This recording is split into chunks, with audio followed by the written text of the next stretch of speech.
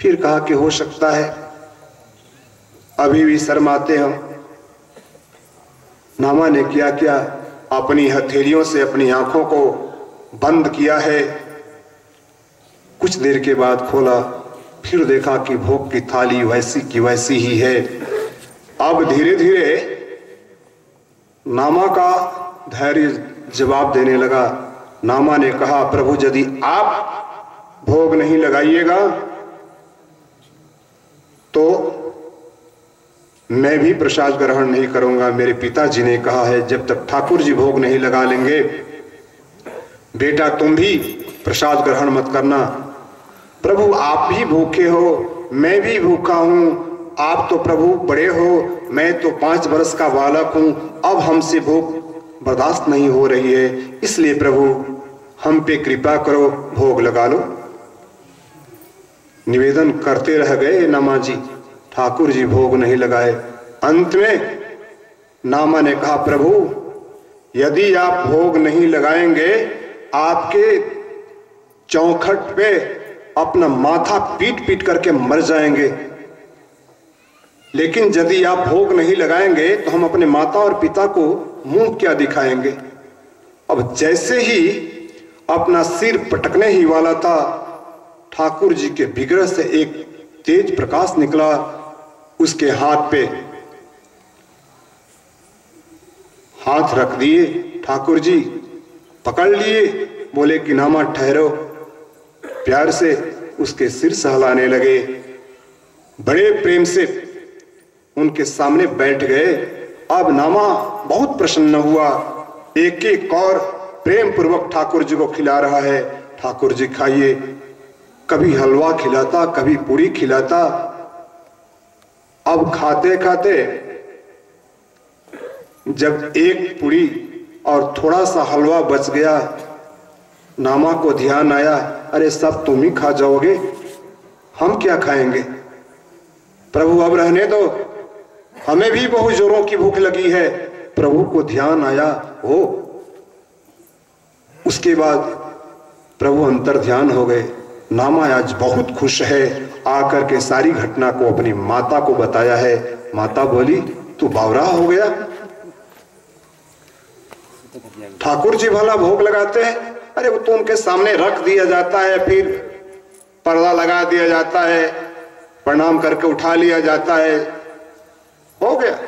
बोले कि नहीं मां, हम तो मना किए कि मेरे लिए भी छोड़ दो, नहीं तो सब खा जाते। अब शाम को उनके पिताजी आते हैं। उनकी माता श्री ने अपने पति देव से कहा, अजी सुनते हो, ये हमारा बेटा नामा बावरा हो गया, कहता है ठाकुर जी सब खा गए, थोड़ी सी मेरे कहने पर छोड़े हैं।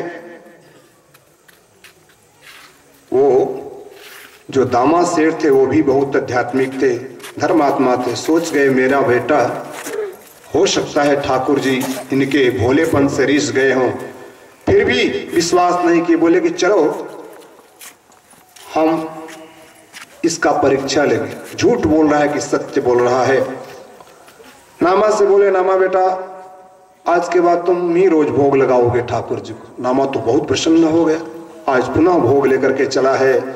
आज नामा के पीछे पीछे उसके माता और पिता चले हैं, इस बात की जांच करने के लिए कि नामा सत्य बोल रहा है कि असत्य बोल रहा है। मंदिर के पुजारी जी पूजा करके वहां से निकल गए और नामा आज जन्नाबाई को भी साथ में लिया है। जन्नाबाई शूद्रकुल की थी। जना का हाथ पकड़ा है नामा और बोला कि चलो आज हम दोनों मिलकर के ठाकुर जी को भोग लगाएंगे। नामा मंदिर की सीढ़ियों पर नहीं चढ़ी, गेट पर ही खड़ी हो गई। बोले कि नहीं नामा, हम इसके आगे नहीं जाएंगे। नामा बोला क्यों? जना बोली, एक दिन मैं गई थी, मंदिर के पुजारी ने हमें बहुत पीटा, बहुत मारा, बहुत अपमानित किया। तुम शूद्रकुल की हो, मंदिर में कैसे प्रवेश कर गई? इसलिए तुम जाओ, हम यहीं से अपने ठाकुर को मनाएंगे। नामा ने कहा ठीक है। नामा गया, छुप करके उनके पिताजी और माताजी भी गए। अब नामा आज पुनः ठाकुर जी को आकर के भोग लगाने के लिए कहने लगा। ठाकुर जी नहीं आ रहे थे। अंत में नामा बहुत निवेदन किया, उन्होंने किया, विनय किया। उसके बाद ठाकुर जी आए और उनके माता पिता ने भी देखा ठाकुर जी साक्षात प्रकट होकर के भोग लगा रहे हैं। उसके बाद नामा उस नन्ही सी लड़की जना के साथ मंदिर से घर लौटी है। उनके माता पिता ने आज अपनी आंखों से देख लिया था कि ठाकुर जी नामा के हाथ से प्रसाद ग्रहण किए हैं, भोग लगाए हैं। आज नामा के माता पिता उस बालक के चरण पकड़ लिए, बेटा धन्य हो, आज तेरे चलते जिंदगी भर हम ठाकुर जी को भोग लगाते रहे बेटा, लेकिन आज तक कभी भी ठाकुर जी हमारे हाथों से भोग नहीं पाए और तुम 2 दिनों से ठाकुर जी को साक्षात प्रकट करके भोग लगा रहे हो, तुम धन्य हो बेटा। तुम्हारे चलते हमारे कुल और खानदान का नाम रोशन हो गया। धर्मानुरागी प्रेमी सज्जनों, जो काम बड़े बड़े लोग नहीं कर पाते हैं ना, उस काम को छोटा छोटा बच्चा भी कर देता है। क्योंकि आप में, हम में बहुत सा विकार भरा है, लेकिन जो नन्हा सा, जो शिशु रूप में बच्चा होता है, वह विकार रहित होता है और उसकी प्रार्थना पर ठाकुर जी जल्दी रिझ जाते हैं। आज ही ध्रुव का प्रसंग आएगा, महाराज ध्रुव का प्रसंग आएगा जो 5 वर्षीय हैं। तो अब प्रतिदिन नामदेव जी भोग लगाने लगे, ठाकुर जी पाने लगे। एक दिन ठाकुर जी ने कहा, नामा ऐसे नहीं होता है, तुम रोज हमें प्रकट करने की बात कर रहे हो, ऐसा नहीं होगा।